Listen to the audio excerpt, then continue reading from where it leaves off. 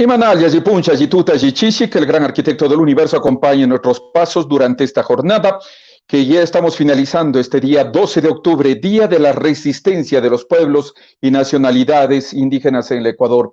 Muchos han dicho, sí, no hay nada que celebrar, mientras en España se celebra este día y se denomina este día como el Día de la Raza. Para nosotros ha sido una tragedia, y una tragedia que todavía subsiste y persiste por esta división de las clases económicas sociales que existen en el Ecuador. Con esto vamos a dar la bienvenida a nuestro programa habitual de todos los días. Bienvenidos, bienvenidas. Vamos con los titulares.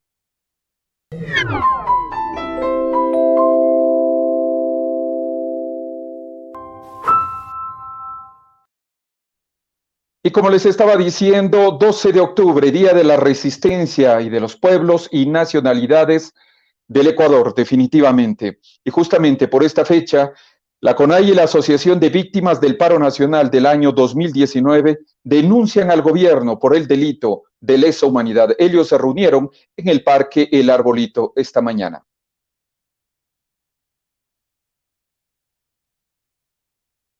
Estamos esperando una respuesta de la Fiscalía, que es la titular de la acción penal. No se lo ha hecho, pues nosotros presentamos.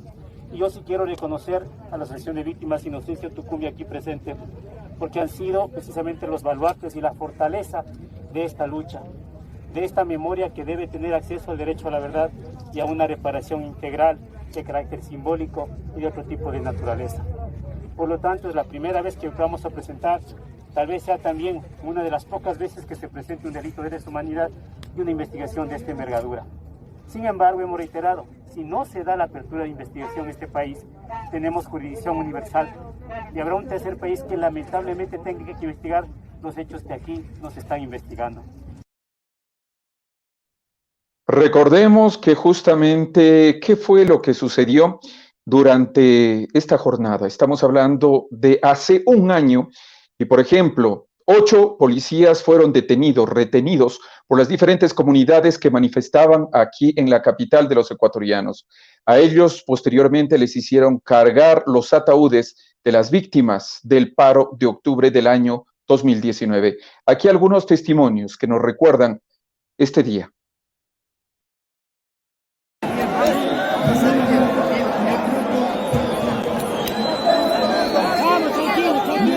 Por favor, ayúdenme. ¿Qué grado tiene usted? Nos dicen que usted es coronel. Ayúdenme, ¿cómo les han tratado hasta el momento? ¿Cómo les han tratado en este momento? Dice. ¿Cómo les han tratado hasta el momento? Estamos bien, hasta el momento está todo bien. Dígame, ¿a qué unidad ustedes pertenecen? A Eugenio Espejo. ¿Y qué estaban haciendo? Estábamos acompañando una marcha pacífica y dándoles las garantías para que vean ellos que no iban a botar gas. Por eso les acompañamos hasta acá. Insisto, para darles muestras. Ayer botaron bombas de... Ayer puede haber sido, pero hoy yo les di la garantía que hoy nadie iba a votar y eso es lo que pasó. Por eso les acompañamos hasta acá. ¿Cuántos agentes están retenidos? Estamos 8. Todos son del Eugenio Espejo. Todos son del Eugenio Espejo. En cuanto a los derechos humanos, ¿hay alguna violación a sus derechos humanos en este momento? No, le estoy preguntando, por supuesto, pero le estoy preguntando. Estamos tranquilos, no ha habido nada, esperemos que reine la cordura, los acuerdos y que ya no haya violencia, eso es lo que queremos. ¿Cuál es su nombre? ¿Están bien? Soy el coronel Cristian Rueda. ¿El coronel? Cristian Rueda, representante. Gracias, coronel.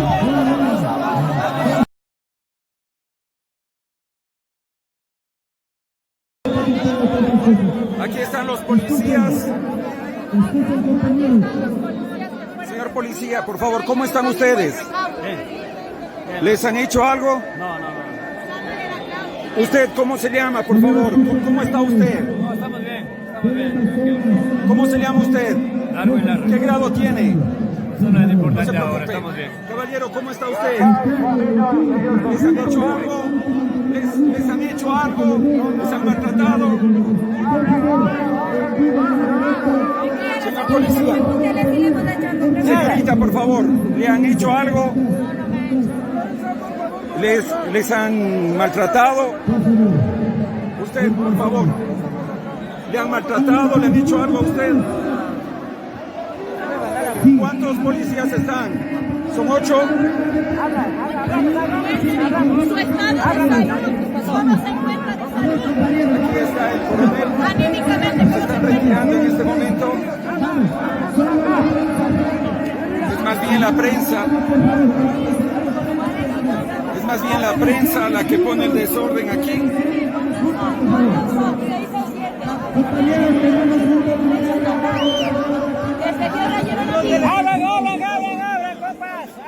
Por la mañana. Y van en con guardia motorizada. Esto era exactamente lo que se vivía hace un año. Posteriormente, este coronel junto a los policías habían mencionado que se les había maltratado. Este testimonio es de manera exclusiva que lo obtuvimos hace exactamente un año. Y bueno, les queremos contar también que hubo enfrentamientos entre la Policía Nacional y comuneros de Buenos Aires, Imbabura, cuando pretendían tomarse la maquinaria de una empresa minera.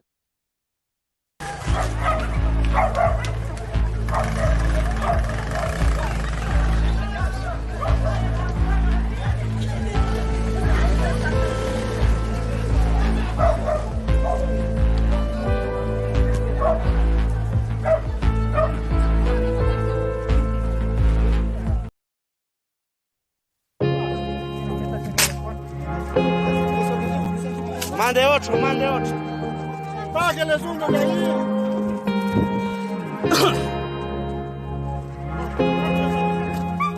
Mande 8 ahí.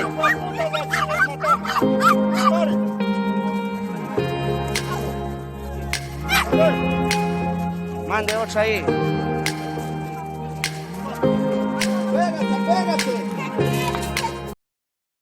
Tratando a través de nuestro servicio informativo.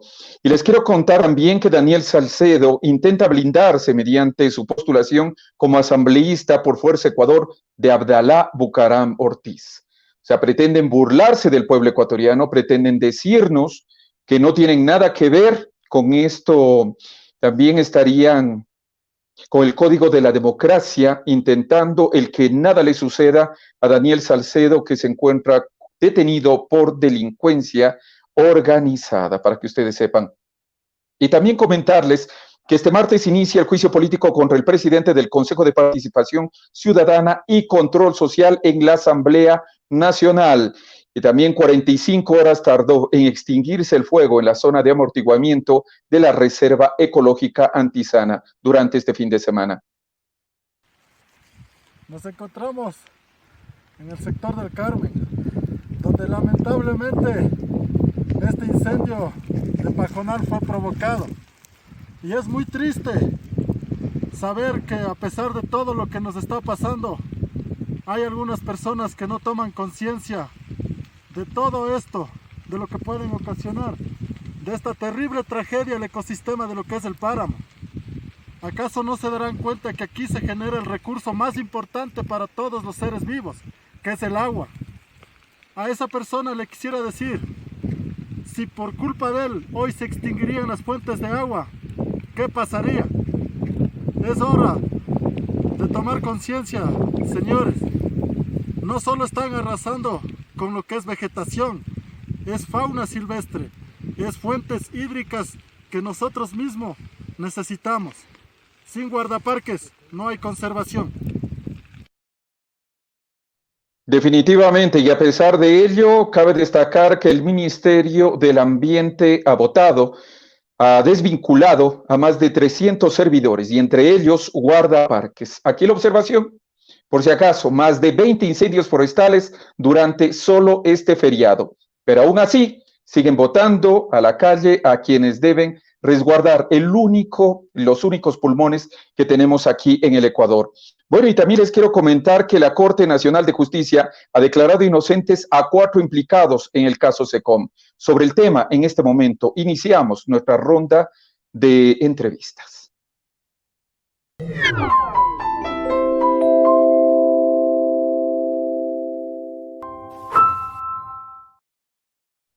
Y efectivamente, como les estaba diciendo, la Corte Nacional de Justicia ha declarado inocentes a 4 implicados en el caso SECOM. Con nosotros y con ustedes ya se encuentra el abogado Diego Chimbo. él ha llevado el caso de uno de los acusados, y estamos hablando del señor Pacheco, acusados del delito de peculado. Los jueces Iván León y Daniela Camacho han declarado la inexistencia del delito de peculado.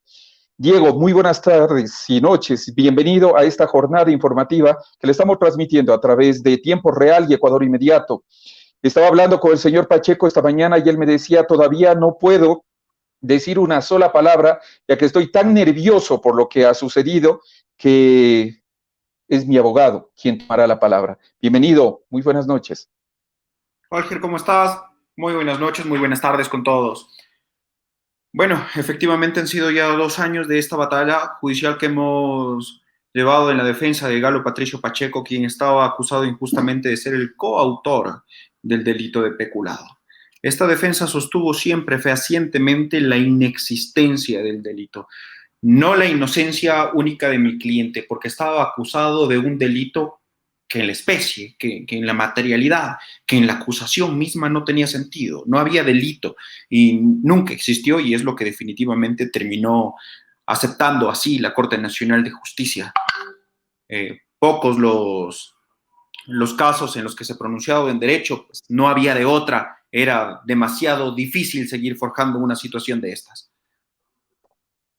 Pero dígame, por favor, los dos jueces dicen que hay una inexistencia del delito. Sin embargo, uno de ellos se ratifica, al igual que la Fiscalía ha mencionado que ellos van a mencionar, digo exactamente, que no se ha llegado a establecer el peculado de uso y anuncia la apelación de este fallo. Diego. Bueno, creo que debemos retroceder en el tiempo para entender la historia. Cuando el proceso empezó, vincularon a varios personajes. Después se cambió este delito en juicio, ya no por peculado normal, sino lo cambiaron a peculado de uso, lo cual ya cambió dramáticamente en juicio la acusación fiscal. Y decían que era peculado de uso y no el peculado normal porque, en primer lugar, encontraron que no había un perjuicio para el Estado. Posteriormente intentaron disminuir la gravedad de la afectación porque sabían que no tenía un caso. Nos defendimos de peculado de uso per se, que no era objeto de la acusación en la audiencia preparatoria, y demostramos que no existía ese delito. El voto salvado manifiesta que posiblemente a su criterio existe el delito de peculado, no se sabe la sentencia condenatoria, manifestó el juez que salvó su voto, el doctor Iván Saquicela, que lo hará por escrito. Esperemos saber el razonamiento, esperemos saber cuál es el argumento de la Fiscalía General del Estado en su apelación, pero hay una cuestión que yo creo que debemos tener claro. Galo Patricio Pacheco Vázquez fue acusado de coautor, es decir, que él participó de una forma deliberada y principal en el delito de peculado conjuntamente con otras personas. ¿Y cuál era el peculado que le estaban acusando a Galo Patricio Pacheco Vázquez? Era que él fue el administrador del contrato de Erique, que era un contratista lojano, que su labor era estar monitoreando los medios de comunicación, grabándolos en un CD y dárselos a la SECOM. Monitoreo de medios, ese era su contrato. ¿Cuál era su facultad? Verificar que ese trabajo se realice. ¿En qué consistía la acusación fiscal en este caso? Diciendo que a Erique y a Carlos Bravo le pagaron por el mismo trabajo. ¿Quién es Carlos Bravo en este proceso? Es el gerente de Gota Azul, es una productora. Y ustedes, como comunicadores, yo creo que conocen a perfección, y por eso es digerible para los medios de comunicación en este caso, porque una cuestión es monitoreo de medios y otra cosa totalmente diferente es producción audiovisual. ¿Qué hacía la productora Gota Azul? Producir los enlaces ciudadanos. ¿Qué hacía Erique? Recopilar información, monitorear los medios. Galo Patricio Pacheco Vázquez tenía que ver que ese trabajo se cumpla. ¿Cuál es el labor de la SECOM en donde trabajaba Galo Patricio Pacheco Vázquez? Verificar que esa información sea entregada por la SECOM. ¿Qué es lo que dice la Fiscalía? Que esa información de la SECOM no debía ser entregada a la productora, cuando el contrato dice claramente quién debe proveer la información es la SECOM. ¿Para quién trabajaba Erique? Para la SECOM. ¿Qué hizo Galo Patricio Pacheco Vázquez? Verificar que ese trabajo se cumpla. ¿Qué hizo el otro medio, la productora? Producir la información audiovisual. ¿En dónde está el peculado de uso ahí? No existe. Y hay un ejemplo que se practicó en la audiencia y de una u otra manera fue aceptado por el tribunal porque aceptaron nuestra teoría. En la Fiscalía General del Estado y en la Corte Nacional de Justicia trabajan también comunicadores sociales. ¿Qué hacen los comunicadores sociales? Están ahí verificando la audiencia, toman fotos, informan lo que está transcurriendo y el medio de comunicación pasa la noticia. ¿Qué estarían haciendo? Peculado de uso a favor de los medios de comunicación, porque están utilizando a los comunicadores sociales de las instituciones públicas. Esa es la acusación de la Fiscalía en el caso SECOM. No puede ser. No, pero si ese es el trabajo, o sea, pero si ese es el trabajo, y quienes sabemos de comunicación sabemos. Claro. ¿Qué hizo Erique? Monitorear medios. ¿Qué hace Gota Azul? Producir la información, producirlos en los ciudadanos. ¿Qué es la acusación fiscal? ¿Cuál es la acusación fiscal? Decir que se utilizó el trabajo de Erique para dárselo a una productora para que produzca. ¿Qué hace un comunicador social en una institución pública? Da la información para que el medio de comunicación produzca. Es un símil que se puso en la audiencia para que sea digerible para los jueces entender qué es lo que la Fiscalía General del Estado está acusando. A ver, pero abogado, la Fiscalía formula estos cargos en agosto del 2018 basados en los indicios de responsabilidad cuyo informe nace de la Contraloría General del Estado. Es decir, que tampoco es que la Fiscalía se toma de la nada. Hay un informe de la Contraloría de la gestión de la Secretaría de Comunicación entre los años 2013 al año 2017.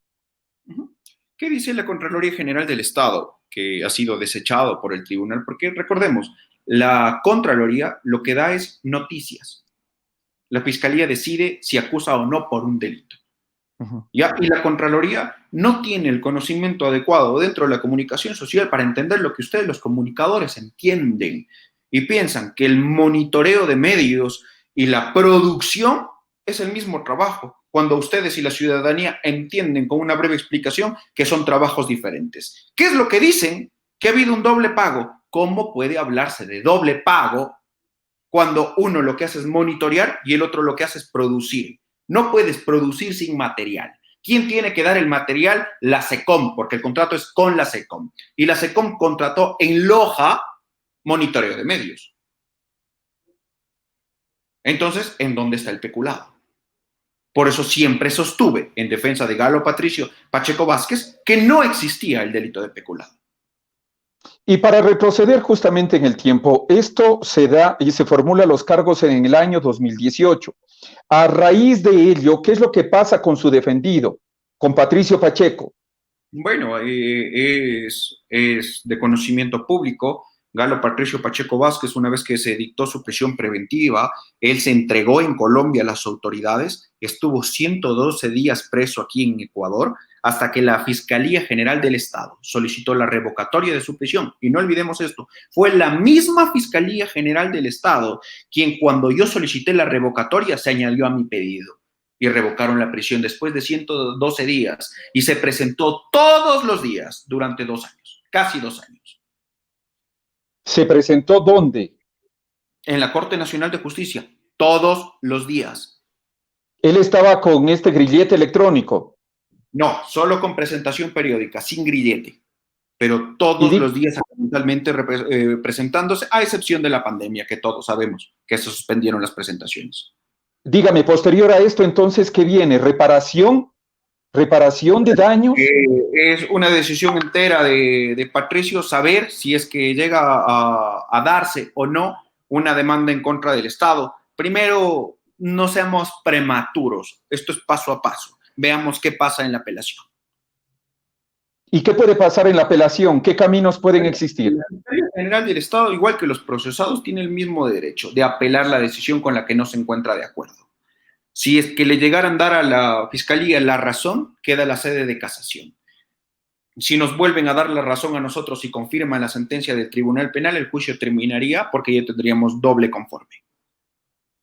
Dígame, con esto, entonces, ¿ustedes podrían presumir que hay una persecución política, que todo esto se debió a una persecución? ¿O por dónde va? Es que ahí sí, créame, no lo entiendo, porque estas personas, y hablo principalmente de Patricio Pacheco, Por el resto yo no pongo ni las manos, ni les conozco, ni me interesa conocerles. Pero sí por Patricio Pacheco, porque primero fue compañero en la Facultad de Comunicación, él es comunicador, y por eso él me preocupa, y es un caso que también debe dejar precedentes frente a las acusaciones que pueden vertirse contra comunicadores organizacionales, o en este caso que están fungiendo o que tienen decisiones administrativas dentro del servicio público. Diego. Bueno, primero, no soy político, yo soy abogado. Examino el caso fríamente y establezco mi defensa. Al analizar el caso de Patricio, pues vi un caso que no existía el caso, en donde no solo Patricio, sino todos los involucrados eran inocentes porque el delito que estaban acusando no existía. Y a partir de ese escenario fue en el cual yo establecí mi defensa. Y sobre ese único escenario es el que puedo representarme. ¿Qué hay que llamar a reflexionar a la Fiscalía General del Estado a saber qué acusa? El objetivo del derecho penal, Olger, no es el de perseguir. El objetivo del derecho penal como tal es frenar el poder punitivo del Estado, frenar la persecución. Porque el derecho penal es el que pone las reglas del juego. Porque el Estado te persigue y el derecho penal pone las reglas. Y por eso el derecho penal es de última ratio, la última alternativa. Y hoy la Corte Nacional de Justicia dijo, si hubo problemas de contratación en ERIC, a quien le pagaba 1.200 mensuales durante un año, es decir, $12,000 en total, y por eso haber encarcelado no solo a las personas que estaban en juicio. Recuerda que en la etapa de instrucción fiscal también hubo otras personas detenidas, otras personas prófugas, hubo 5 abstenciones fiscales, hubo varios involucrados, en donde el pedido de prisión preventiva sería en ocasión de la fuga de Fernando Alvarado.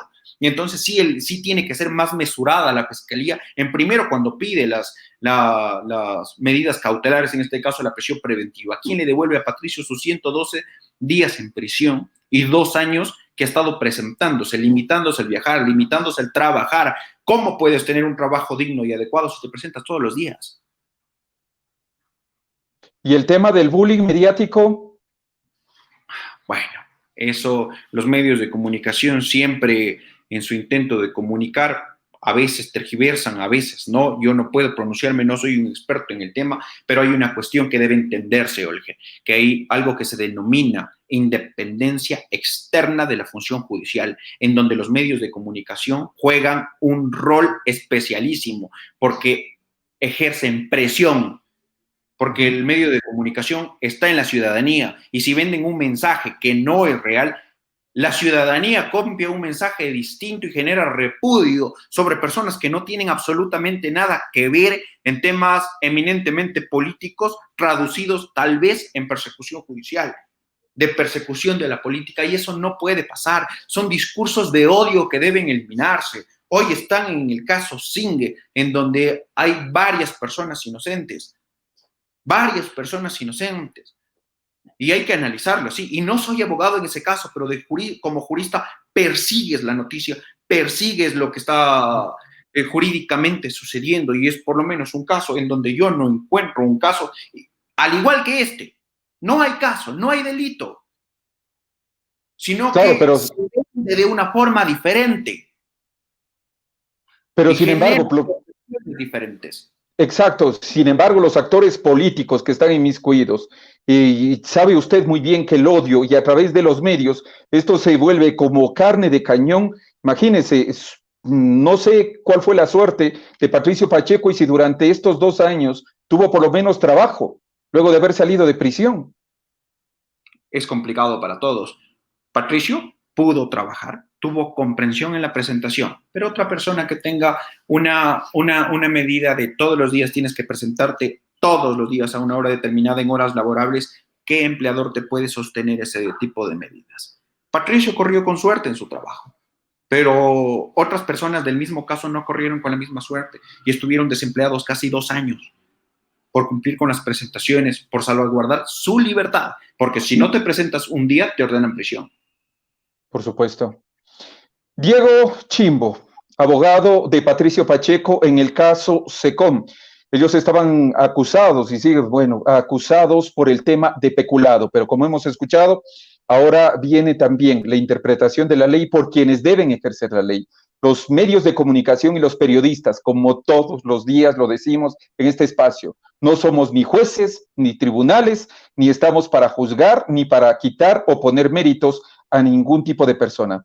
Abogado, ¿en cuánto tiempo la Fiscalía tiene para interponer esta apelación al fallo?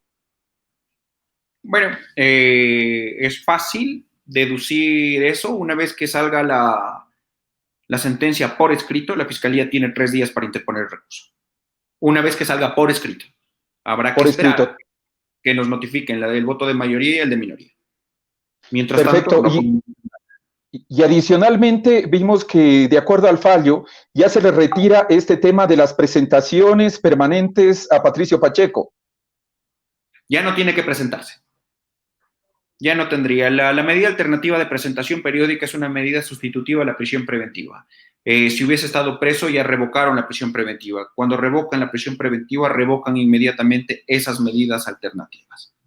Entonces, perfecto, abogado Diego Chimbo, será una próxima oportunidad donde nos volvamos a encontrar, abogado de Patricio Pacheco en el caso de peculado, tema SECOM.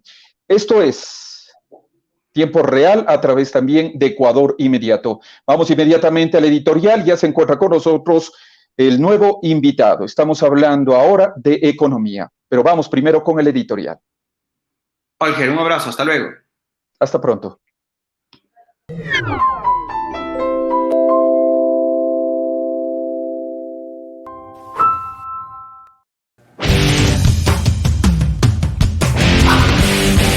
Estimados amigos de En Tiempo Real, el editorial de hoy trata sobre las medias verdades. Y es así, estamos en octubre, un mes que hace un año tuvo una repercusión histórica realmente muy lamentable para el país.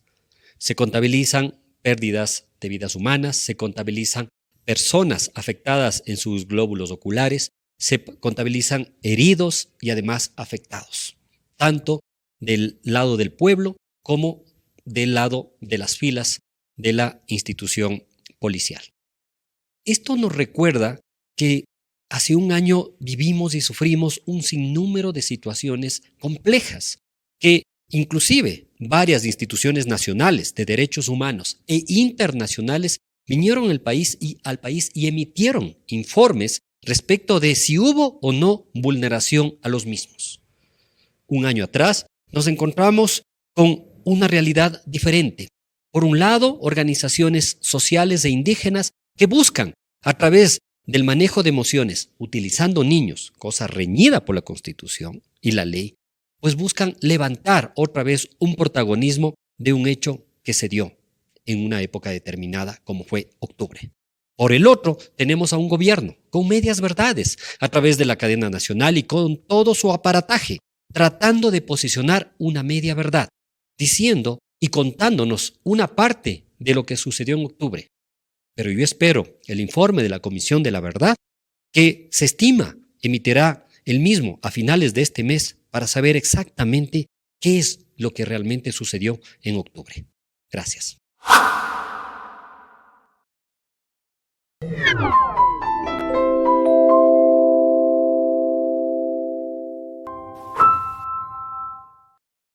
Y esta es la pregunta, ¿qué fue exactamente lo que sucedió en octubre durante el paro nacional, durante la movilización nacional que se dio aquí en el Ecuador?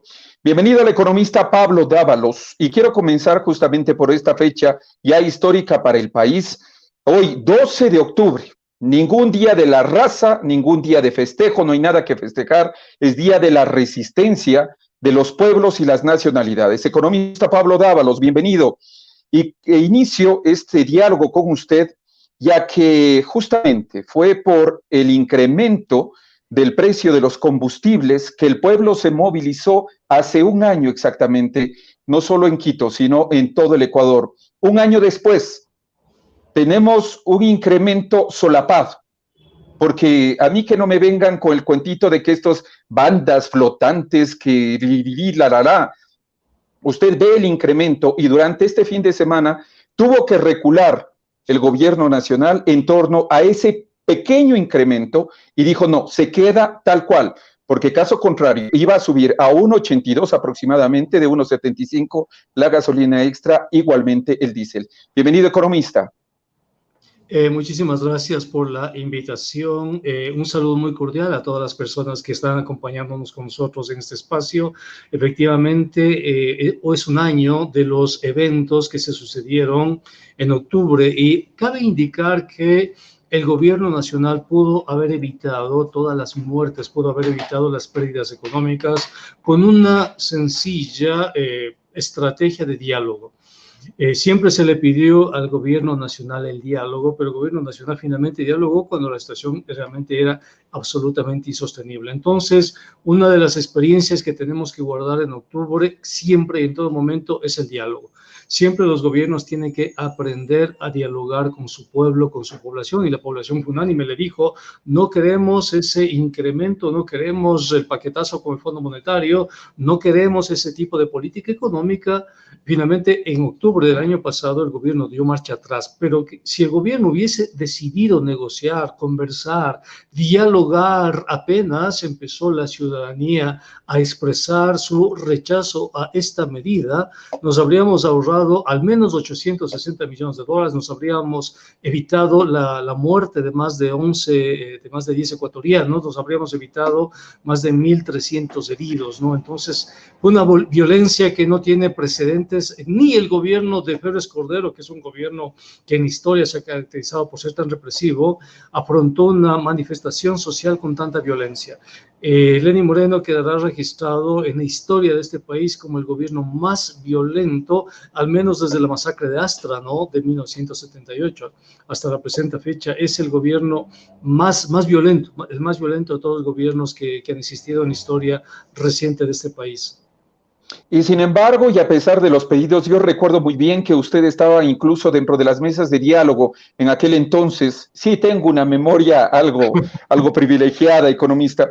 E incluso se había mencionado que usted estaba apoyando, que usted estaba asesorando a la CONAIE, hasta que luego, dentro de las medidas, le pidieron a usted dar un paso al costado. Sin embargo, una de las cuestiones y de los cuestionamientos que se estaban realizando era justamente llegar a un término de acuerdo con el Fondo Monetario Internacional. Un año después se ha suscrito ya este convenio, 6.500 millones del Fondo Monetario y más 1.000 millones que estarían ya arribando en las siguientes horas. Son 7.500 millones de dólares, los cuales definitivamente están paliando, sí, como ha dicho el gobierno nacional, la reactivación supuestamente de un sector. Sin embargo, esta deuda le quedará, y conforme dice el acuerdo con el Fondo Monetario Internacional, a quien venga a gobernar en los próximos días ya, al Ecuador. Hay que indicarle a la ciudadanía y al pueblo ecuatoriano que el mes de marzo del año pasado se suscribió un acuerdo de facilidad ampliada por 4.200 millones de dólares para un periodo de 36 meses. Entonces, teóricamente, el Ecuador estaba bajo la cobertura de un acuerdo de facilidad ampliada. De esos 4.200 millones llegaron alrededor de 1.100 millones de dólares, ¿no? Pero ese acuerdo de facilidad ampliada finalmente se terminó el mes de octubre del año pasado. Las movilizaciones dieron al traste con ese acuerdo porque el gobierno no pudo aprobar un conjunto de reformas que envió a la Asamblea con el nombre de Ley de Crecimiento Económico. Ahora el gobierno, cuando está a meses de irse, suscribe nuevamente otro acuerdo de facilidad ampliada, esta vez por 6.500 millones de dólares para un plazo de 27 meses. De esos se le ha dado ya el anticipo, que son 2.000 millones, y el gobierno tiene que cumplir una serie de reformas estructurales, es lo que se llama, es el nombre técnico que está en ese documento, que también se denomina Carta de Intención. ¿No? Se lo puede bajar de la página web del Fondo Monetario Internacional.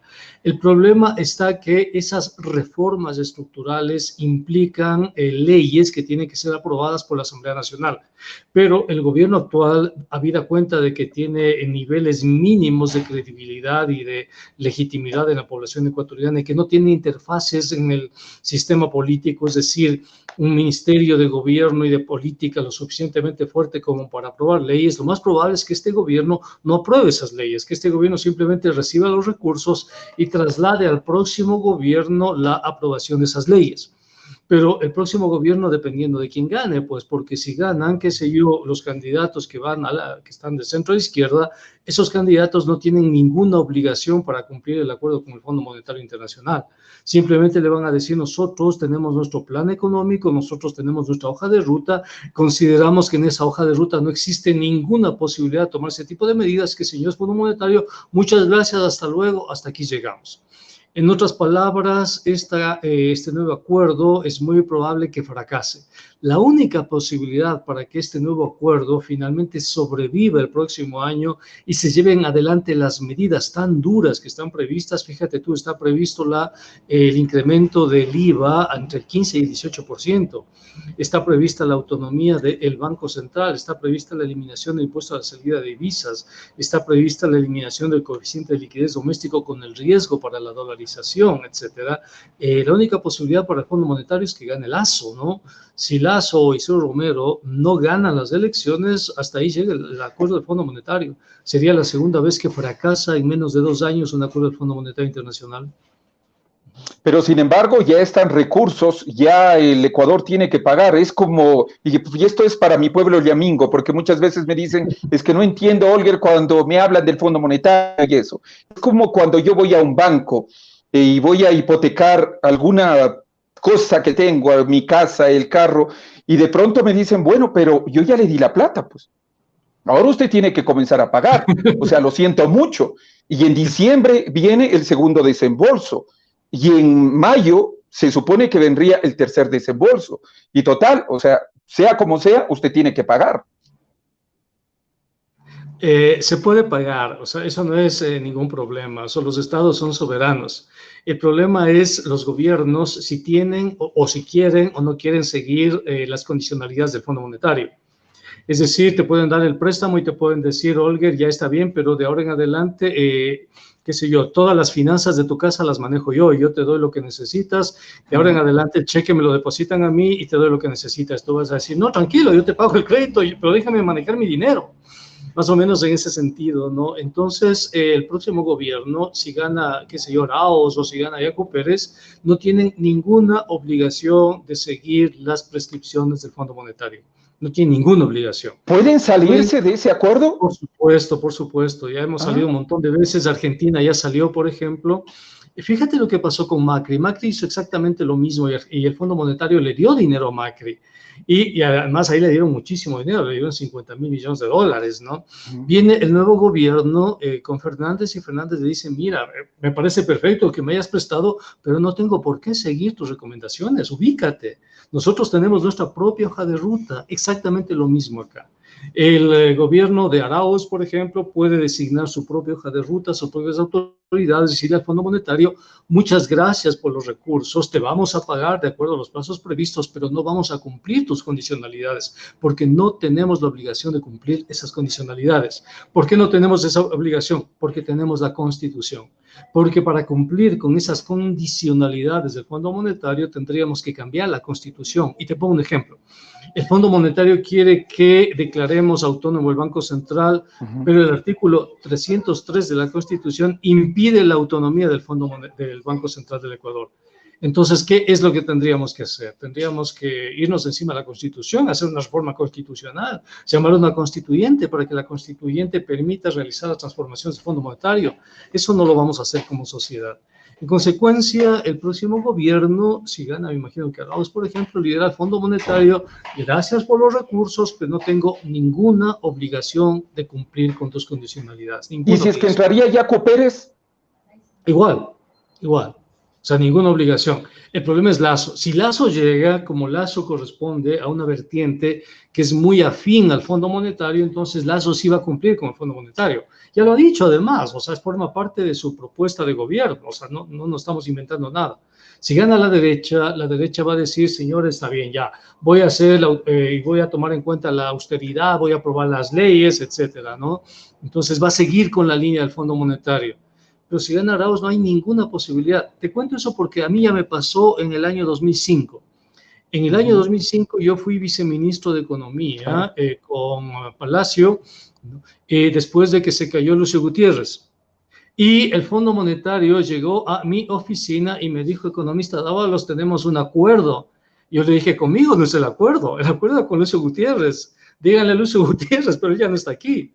En consecuencia, les dije al Fondo Monetario, eso fue público, si usted lo recuerda, el ministro de Economía, Rafael Correa, en ese entonces, señores del Fondo Monetario, muchísimas gracias, no les necesitamos, nosotros vamos a seguir nuestra propia trayectoria, hasta luego, que les vaya bonito, nos vemos. Y eso pasó en el año 2005 y los del Fondo Monetario finalmente se fueron, ¿no? Y cerramos las negociaciones. Entonces, un país no tiene por qué seguir las recomendaciones del Fondo Monetario.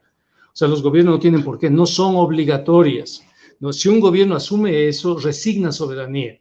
Entonces, ya nos pasó en el año 2005 y me imagino que si gana Arauz o si gana Yacu Pérez va a volver a pasar en el año 2021, ¿no? Me imagino que ni Yacu ni Andrés, en el supuesto que ganen, van a permitir que el Fondo Monetario les raye la cancha, pues detrás. Bueno, pero se le está acusando de parte del sector de Arauz a Yacu Pérez que él más bien es de derecha y que él está camuflado ahí, calladito. No sé, usted que es más cercano por esos lugares, por eso yo le pregunto. Y bueno, paralelamente, el ministro Martínez, el exministro Martínez, becado al Banco Interamericano de Desarrollo, y fíjese usted, y la Asamblea Nacional por aquí no es conmigo, por acá tampoco, no pasaron el juicio político, permitieron, y se mencionaba que justamente estaba en este acuerdo con el Fondo Monetario Internacional, yo no vi, vaya nomás usted a ver quién le miró al economista Martínez, y ahora él se va a ir al Banco Interamericano. No puede, o sea, no puede irse porque el artículo 153 de la Constitución lo prohíbe. Y es más grave todavía porque en el supuesto que vaya al Banco Interamericano de Desarrollo, el presidente Moreno podría ser sometido a un juicio político, porque el artículo 147, el numeral 1 del artículo 147 de la Constitución establece que el presidente de la República está obligado a cumplir y hacer cumplir la Constitución. Entonces, la Asamblea Nacional le puede seguir un juicio político a Moreno. Y si esta Asamblea Nacional no le sigue el juicio político a Moreno, digamos que por connivencia, etcétera, la próxima Asamblea sí puede seguir el juicio político a Moreno, pues. Es decir, la próxima Asamblea le va a decir, mira, el año pasado tú permitiste que este señor violente la Constitución, sigue el juicio político y determina responsabilidades civiles, administrativas y penales por esa decisión, ¿no? Y producto de eso, Moreno puede pagar las consecuencias, ¿no? Igual quedan lesionadas las relaciones con el Banco Interamericano de Desarrollo, que ha violentado la Constitución del Ecuador. Es muy delicado lo que está haciendo Martínez, porque el próximo gobierno le va a decir al BID, oye, nuestras leyes dicen que este personaje no puede ser autoridad de tu banco, por favor, respeta nuestras leyes, ¿no? Entonces, eso nos pone en un conflicto internacional. Puede ser que respeten, puede ser que el gobierno no le importe lo más mínimo y que acepten la designación de Martínez al BID. Puede ser que la Asamblea finalmente no haga nada, pero a futuro este es un causal más para otro juicio político. Recuerda tú que después de un año son susceptibles los funcionarios y el presidente de tener juicios políticos y con responsabilidades penales, ¿no? Entonces, Lenín Moreno, si quiere cuidarse las espaldas, en esta coyuntura debería decirle a Martínez que por favor no asuma esa responsabilidad, que espere 2 años y que cumpla con la ley. Si no cumple con la ley, van a pagar las consecuencias Martínez, va a pagar las consecuencias Lenín Moreno, y obviamente nos ponen entredicho porque nos genera un conflicto internacional. Y no hay razón para que se nos genere eso, no hay razón, sobre todo en un banco que es tan importante para el financiamiento del desarrollo, sobre todo de GATS, etcétera. Entonces, espero sinceramente que Richard Martínez y que Lenín Moreno cumplan con la Constitución, porque el artículo 153 no da para dónde perderse. ¿Sí es? O sea, no hay para dónde perderse. Dice que no puedes en 2 años ser nombrado instituciones que son acreedoras del país. Punto. Y si Richard Martínez decide, simplemente significa que si así lo hace cuando ya no es ministro, imagínate lo que habrá hecho cuando fue ministro. Imagínate, no le importó la Constitución, no le importó la ley. Es una pésima señal para el país, ¿no? Esperemos que por el bien del país no tome esa decisión. Y si toma decisión, que después no reclamen de que son perseguidos políticos, pues no reclamen. Te digo eso además porque yo formé parte de la comisión auditora de la deuda de Rafael Correa en enero del año 2018. Y ahí investigamos absolutamente todo. Y créeme que si hubiésemos encontrado algo, Rafael Correa estaría sindicado no por influjo psíquico, ¿no? Que es cualquier cosa, sino por algo concreto, evidente, pero no se le encontró nada, absolutamente nada. Y se investigó hasta debajo de las piedras, pero no se le encontró absolutamente nada al gobierno de Correa. Entonces, este señor está dando muchos motivos, Lenín Moreno, para que a futuro sea sindicado por no haber cumplido con la Constitución y la ley. Es grave no cumplir con la Constitución, es muy grave. Y no solo con eso, sino una nueva auditoría también al tema de la deuda. O sea, recordemos que hemos pasado por una pandemia, economista, y que en esta pandemia se ha beneficiado no exactamente al pueblo ecuatoriano, este pueblo amigo que se está muriendo del hambre, que se ha muerto definitivamente en las calles. Se benefició a los acreedores de una deuda, incluso con los intereses. Y eso luego es festejado por el Fondo Monetario Internacional, porque recuerdo muy bien lo que dice y que felicita al gobierno nacional por haber pagado a tiempo y que por eso sería la credibilidad y el que llegan los recursos internacionales. Sabes que sí, tienes toda la razón, porque el mes de julio el gobierno empezó un proceso de acercamiento a los tenedores de bonos de la deuda para renegociar la deuda, porque no tenía la liquidez suficiente para pagar los más de 1.400 millones, ¿no? No tenía y empezó el proceso de renegociación. Y los tenedores de bonos de la deuda le dijeron al gobierno ecuatoriano, nosotros aceptamos canjear los bonos que tenemos por los nuevos bonos a 2030, 2035 y 2040, siempre y cuando ustedes firmen con el Fondo Monetario Internacional. Eso está en el memorándum que se firmó, un memorándum además que fue redactado por los abogados de Citigroup y los abogados de un grupo jurídico de aquí de Quito que se llama Pérez Bustamante y Ponce, que a propósito está relacionado con Mossack Fonseca, ¿no? Con offshore y todo, y con los Panama Papers, ¿no? Ese estudio jurídico es el que redactó esas cláusulas que aceptaron los tenedores de la deuda. Por eso el gobierno golpea las puertas del Fondo Monetario cuando está ya por irse. Entonces, lo del Fondo Monetario no tiene absolutamente nada que ver con la recuperación económica, con recursos para pagar proveedores. Es falso, porque además la ley lo prohíbe. El artículo 126 y 129 del Código Orgánico de Planificación y Finanzas Públicas prohíbe que se pague gasto corriente con recursos de endeudamiento, salvo que exista una autorización de la Asamblea Nacional. Y hasta donde yo sé, el presidente no ha pedido autorización de la Asamblea Nacional. En consecuencia, esos 2.000 millones que llegaron no están depositados aquí en el Ecuador. Se depositaron en bancos internacionales y forman parte de las reservas internacionales. Están para garantizar a los tenedores de bonos de la deuda. Ese dinero nunca vino al país. Ese dinero nunca va a servir para pagar absolutamente a nadie. Entonces, ahí, claro, como la gente no conoce, como la gente no sabe, entonces de pronto se imagina que con ese dinero viene al bolsillo del gobierno y el gobierno ¿no? saca del otro bolsillo y empieza a pagar sueldos, salarios, y no es así, eso no lo puede hacer. Porque pero si entonces... si lo hace la ley, entonces, lo prohíbe. Pero entonces, ¿de dónde está sacando el dinero? De los impuestos, de lo que pagamos tú y yo. Los ciudadanos seguimos pagando impuestos, todos. Seguimos pagando impuestos. Entonces, de ahí tiene que pagar, de ahí se está pagando, ¿no? De las exportaciones de petróleo, de los impuestos, etcétera, ¿no? El dinero del Fondo Monetario ni siquiera llegó al país. Está depositado este rato en las cuentas exteriores que tiene el país y forma parte de las reservas internacionales del país, ¿no? Entonces, wow. Y es obvio porque primero que la Constitución dice que solamente puedes endeudarte para financiar proyectos de obra pública, de infraestructura. Y segundo, que la ley te prohíbe que utilices recursos de deuda para gasto corriente, salvo que tengas autorización de la Asamblea, y el gobierno no ha pedido autorización de la Asamblea.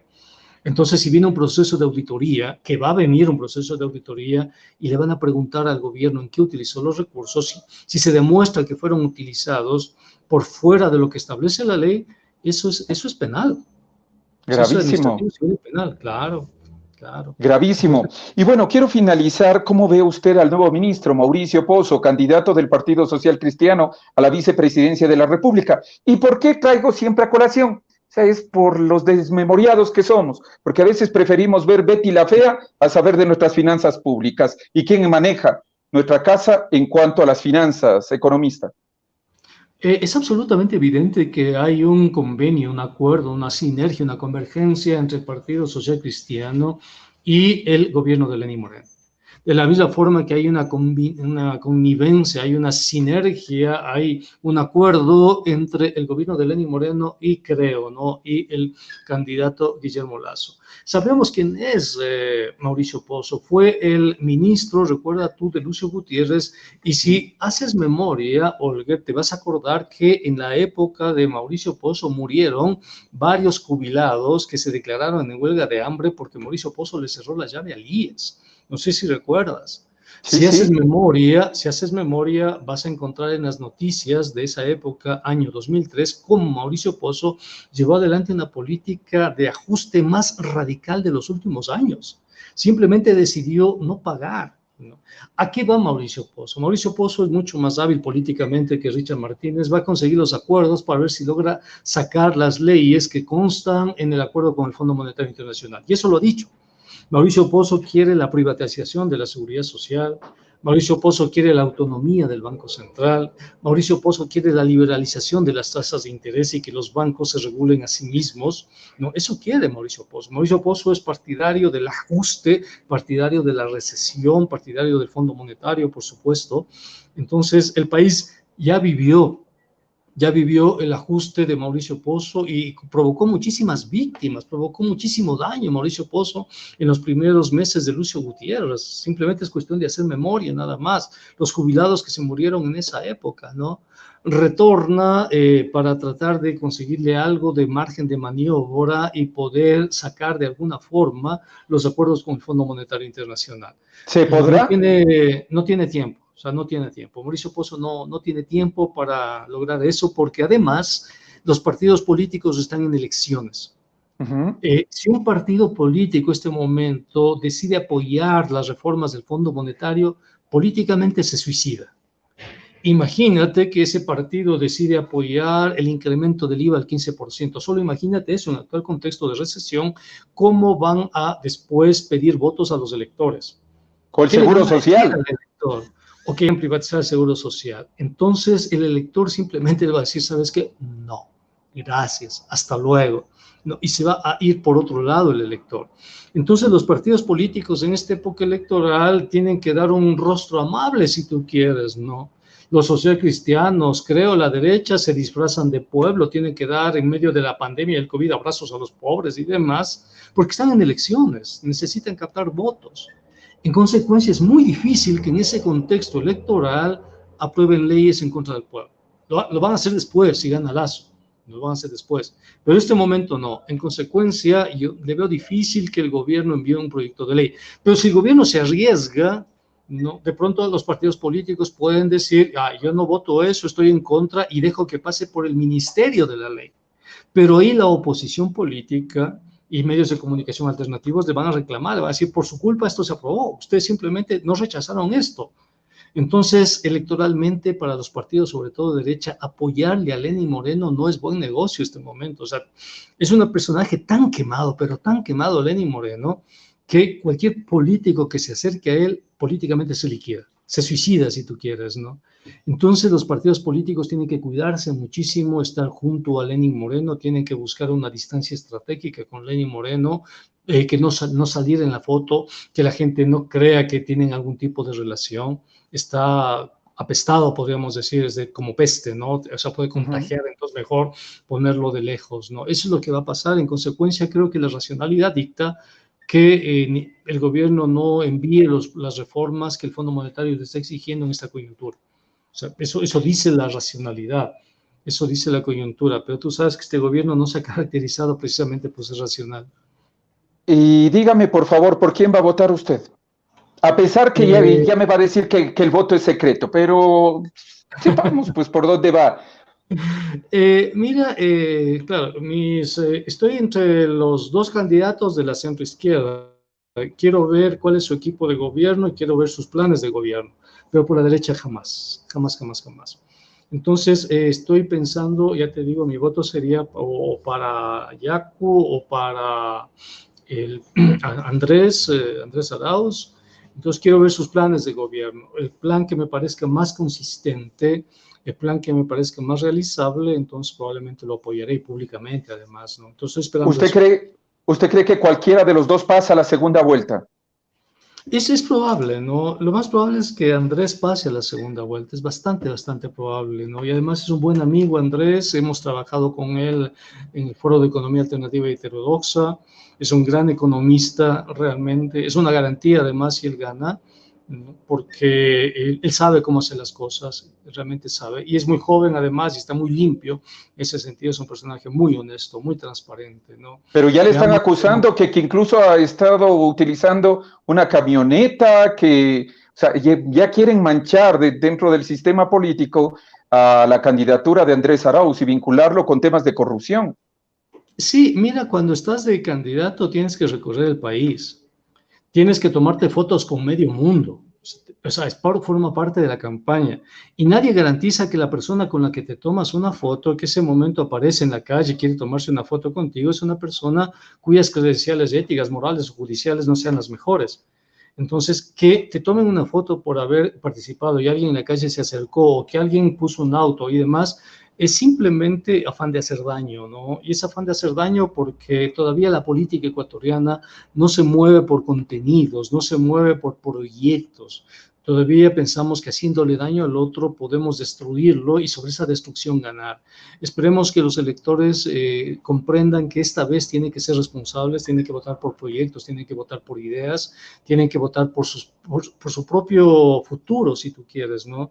Esperemos que el elector sea lo más sabio posible, porque hay una cosa que me parece interesante, Olga, ya para terminar, y es el hecho que todos nosotros somos extraordinariamente inteligentes, astutos, hábiles y prudentes en todas las esferas de la vida. Cuando vamos a una tienda, jamás permitimos que nos den mal el cambio, ¿no? Jamás permitimos que nos den un plátano que esté pasado, somos muy avisados. De nuestra vida afectiva, Olga, nos damos inmediatamente cuenta qué pasa con nuestra pareja, con nuestros hijos, con nuestros padres, con nuestros hermanos, o sea, un gesto, una señal, inmediatamente, no sé si a ti te pasa, decimos, algo está pasando aquí. Así es. Nos damos cuenta. Pero cuando vamos a las urnas, Olga, somos de una ingenuidad, o sea, toda esa sabiduría, esa prudencia se evapora. Creemos nomás en cualquier tipo que nos canta una cancioncita y toda la inteligencia que tenemos simplemente desaparece, se evapora y votamos nomás. Votamos porque es hincha del Barcelona, votamos porque es hincha de la Liga, votamos porque es compadre de no sé quién, o sea, votamos. Y eso empeora nuestra situación, eso hace que votemos después y cuando van a la asamblea, obviamente en la asamblea estos personajes pasan factura, pues, ¿no? Y después estamos reclamando contra los políticos no sirven y demás, pero resulta que esos políticos corruptos los pusimos nosotros. ¿Por qué? Porque no supimos apreciar... no hay cultura política, no hay cultura política, economista. Por eso hasta Yulisa quiere ser vicepresidenta de la República, o sea, solo eso imagínense. Y no es que yo menosprecie ni menoscabe a cada uno de los personajes, todos somos candidatizables en alguna instancia de nuestra vida, pero también corrupción significa no estar preparado para ejercer la función pública a la que aspiro llegar, y desde ahí deberíamos cambiar. Usted le ha dado en el clavo, economista. Sí, Olga, el problema no es el político corrupto, Olga, él siempre de pronto calculó eso, calculó ir allá para hacer negocios. El problema es el elector que permitió que llegue ese político corrupto. ¿Por qué? Porque era amigo, porque cantaba bonito, porque era hincha de cualquier cosa, ¿no? Entonces, toda esa racionalidad, toda esa forma de ser tan inteligente, tan prudente, en el día de la elección se nos va. Se nos va y después nos quejamos, Olga, nos quejamos de políticos corruptos que votan leyes sin tener idea absolutamente de nada, que no saben desenvolverse frente a su electorado, que no tienen ningún tipo de recorrido, trayectoria, propuesta, pero esa gente la pusimos nosotros, no nos quejemos. Así es. Nosotros votamos por alguien como Isidro Romero, que ni siquiera ha pagado los impuestos. O votamos por un señor Lazo que cuando te atrasas en el Banco de Guayaquil inmediatamente te están llamando, te están persiguiendo, ¿no? Entonces nosotros votamos por esos políticos, querido amigo. Entonces, ¿Isidro Romero no ha pagado los impuestos? Eso es el dato, revisa. $0 impuesto a la renta, querido amigo, en los últimos años. Cero. Gracias, gracias, porque la siguiente semana viene con nosotros. Así es que si me puede pasar toda la documentación, muchísimas gracias. Esperemos que luego ya no se baje de la camioneta y me diga, ya no tengo tiempo, ya tengo otras entrevistas donde me alaban y donde solo voy a hablar del Barcelona, porque yo no, a mí primero no me gusta el fútbol y a mí me gusta hablar de cosas que realmente valgan la pena.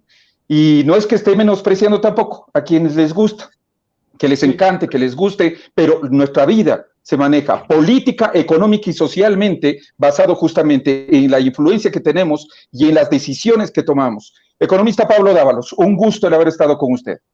Un gusto, hasta pronto, nos vemos, pases bien. Hasta pronto. Vamos a una breve pausa, señoras y señores, y ya viene Ricardo Camacho. El presidente de la República ha decidido extender por 30 días más el estado de excepción en las cárceles.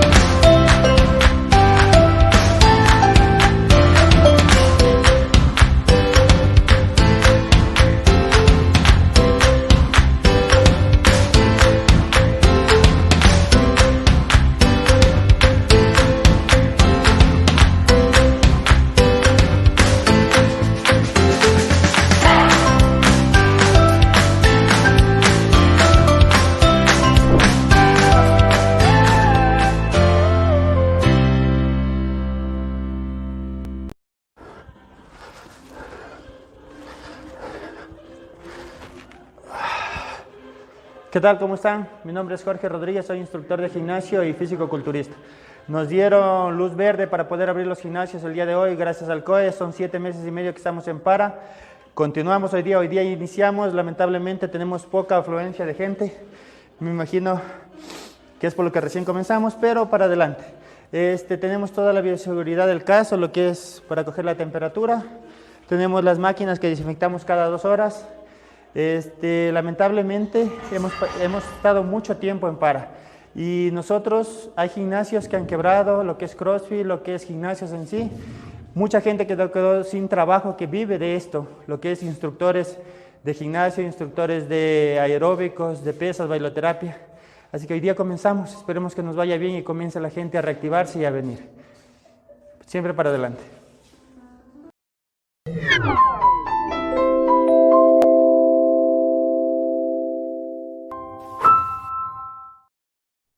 Siempre para adelante y jamás ver para atrás, ni siquiera para tomar impulso. Y con nosotros y con ustedes, Ricardo Camacho, especialista en el tema de seguridad, ya que el presidente de la República ha decidido declarar 30 días más el estado de excepción en las cárceles. Bienvenido, mi estimado Ricardo.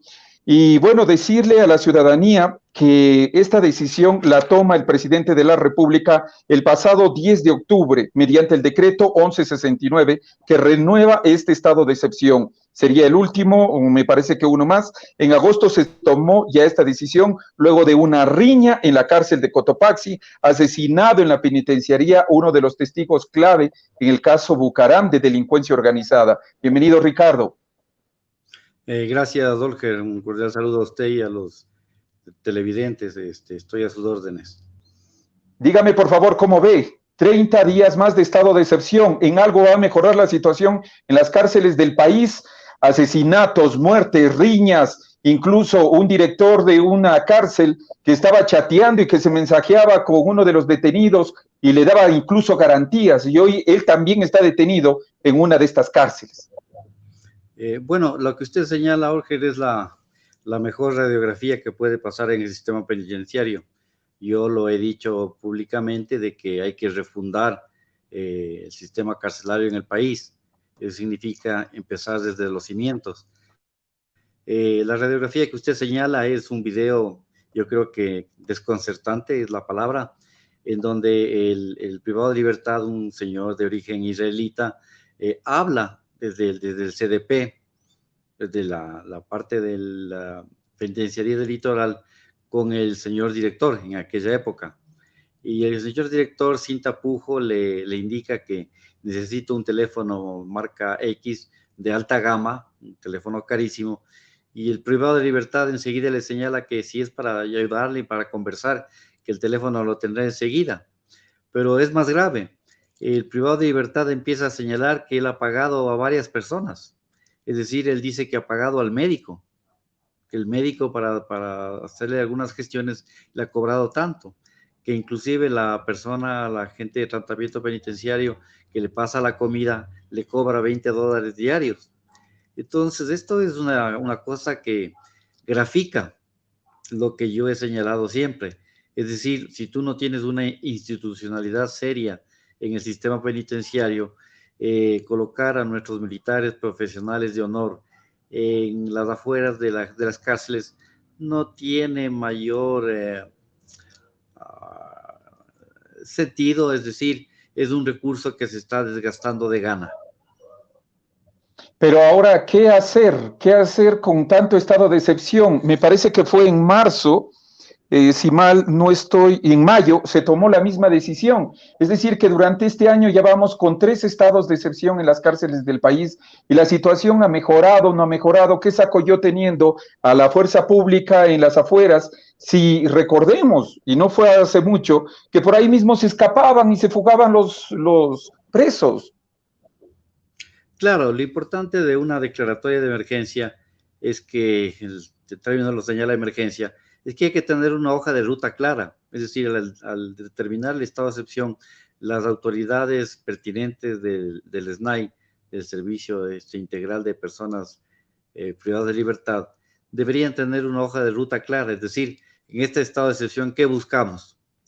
Que vamos al tema seguridad, que las principales cárceles regionales del país tengan completo su sistema de videovigilancia, que funcionen los equipos de arcos de metal, etcétera.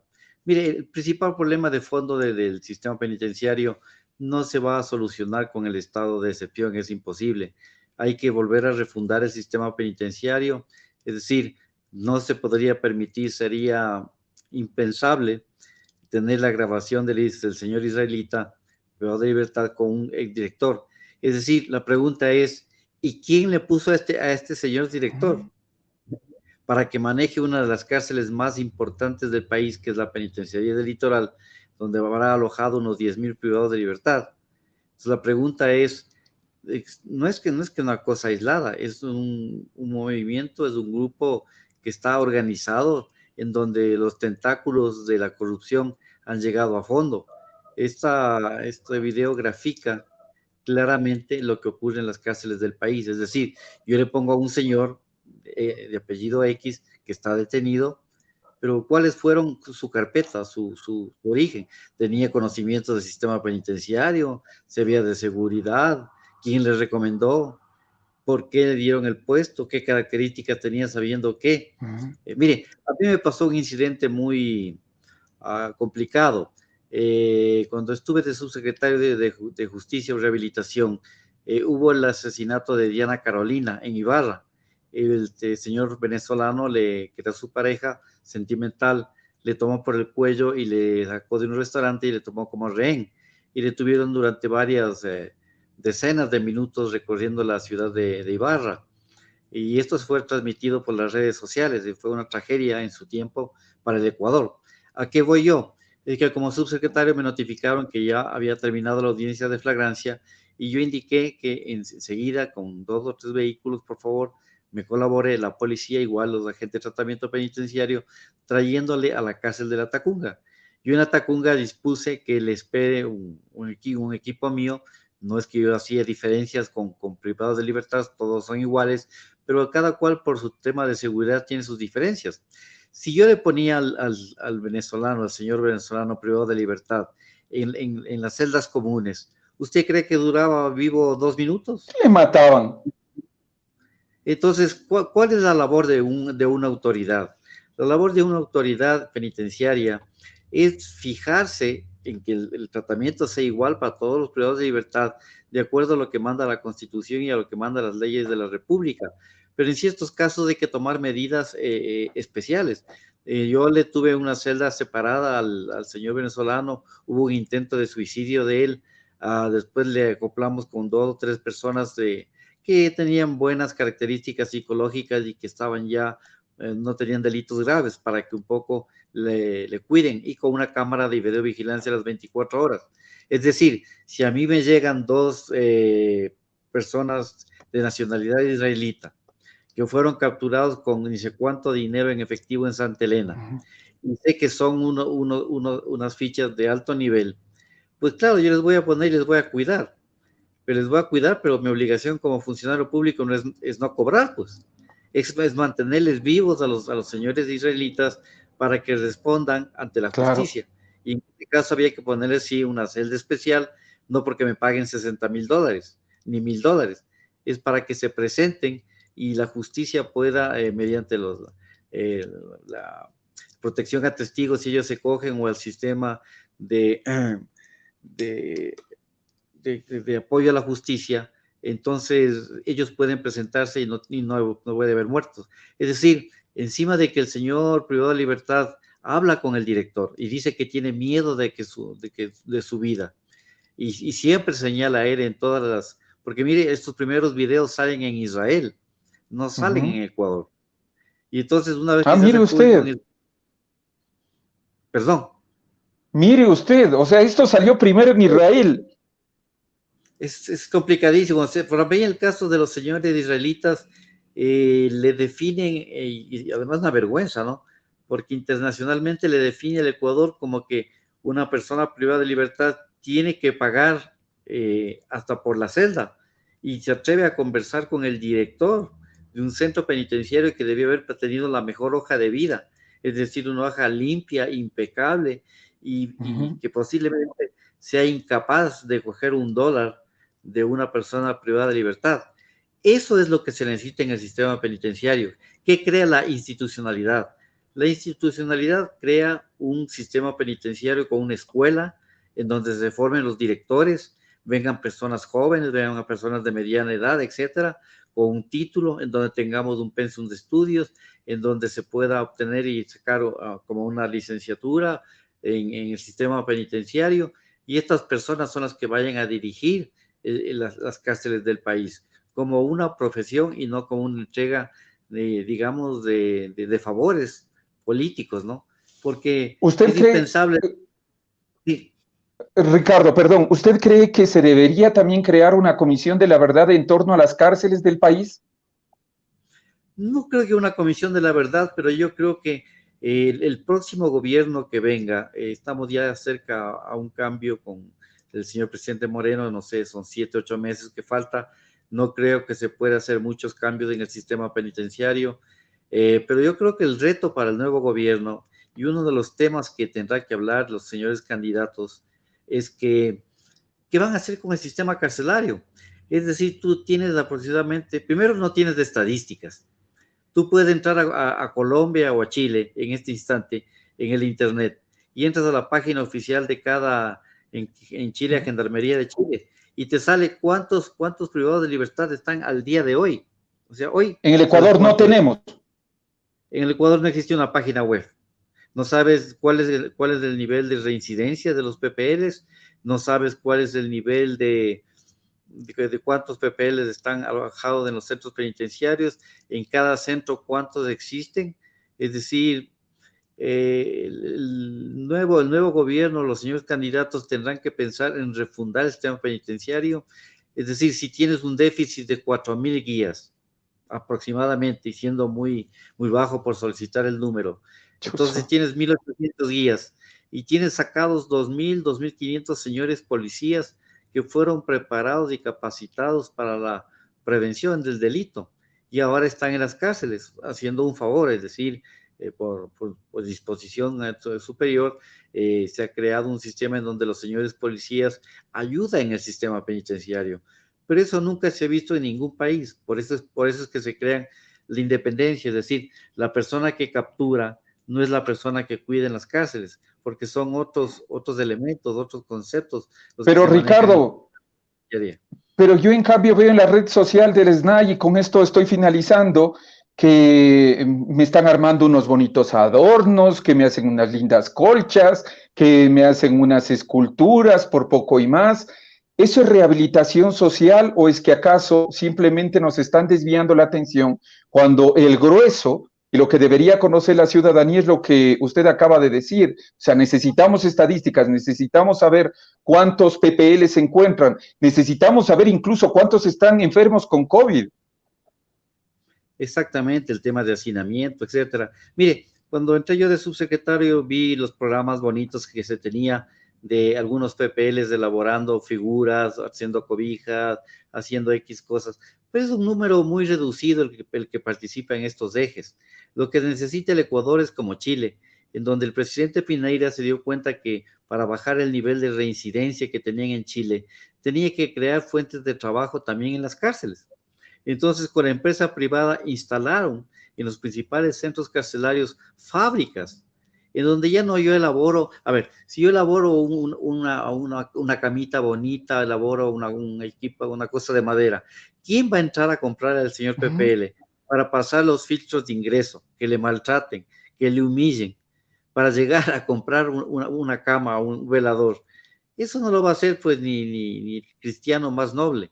Entonces, lo que hay que tener es una verdadera instalación de fábricas en donde el 80, el 90% de los privados de libertad trabajarán en el centro carcelario, en las diferentes fábricas, obviamente, como señala el COIP, con un pago de un sueldo básico unificado para los privados de libertad, que tendrá que ser dividido en varias partes. La conclusión es que el problema no está en que nuestras queridas Fuerzas Armadas profesionales custodien la entrada de las cárceles. No tiene mayor sentido. Mire, si hubiéramos querido en la hoja de ruta pasar a la historia, lo que yo le hubiera pedido a Fuerzas Armadas, conociendo su profesionalismo, es que el cuerpo de ingenieros o la arma de comunicaciones ponga y elabore inhibidores, es decir, que ellos hagan un cálculo de cuáles son los inhibidores que se necesita en las 3 regionales.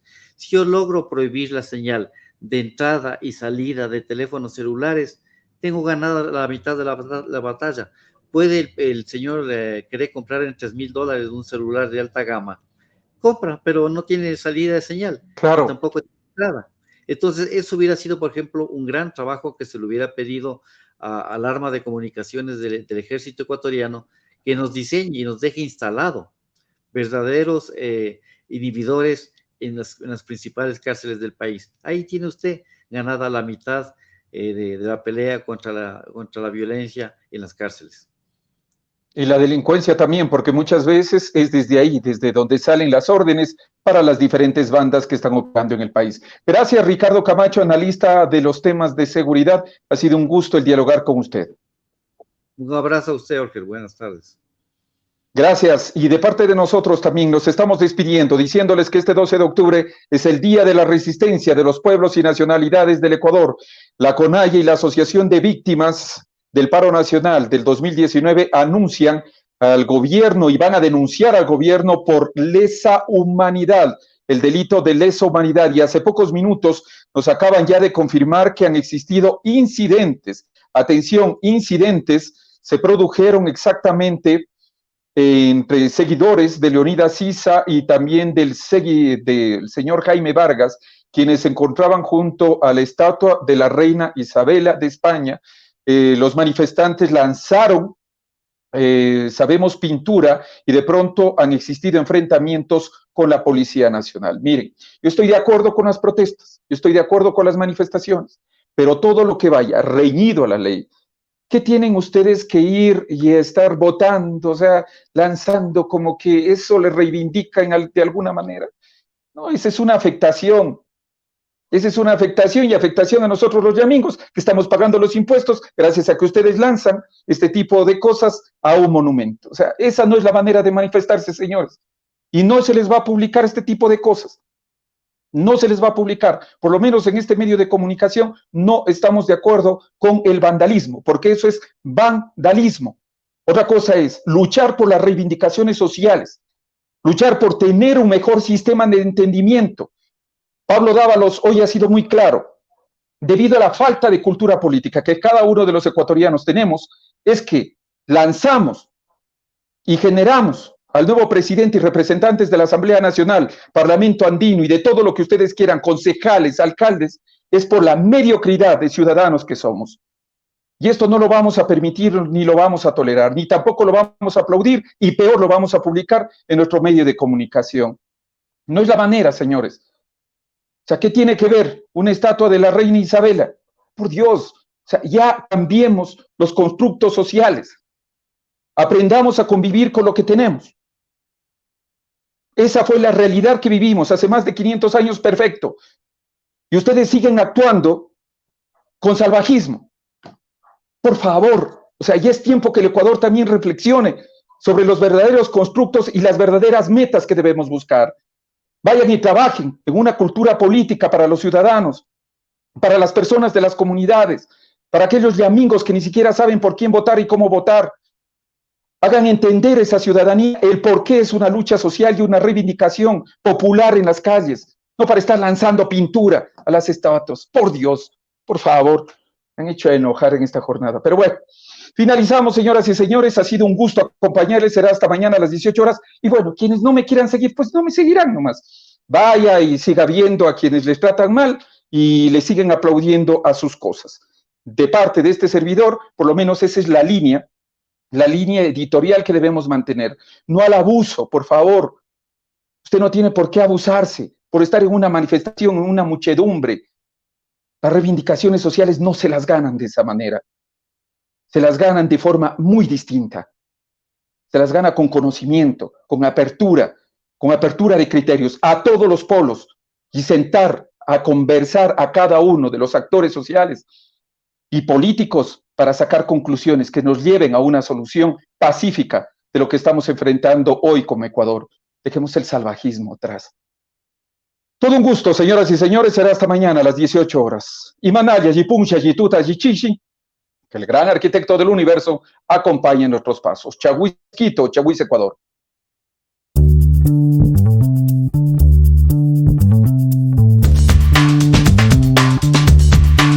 Ya, quiero que vean esto.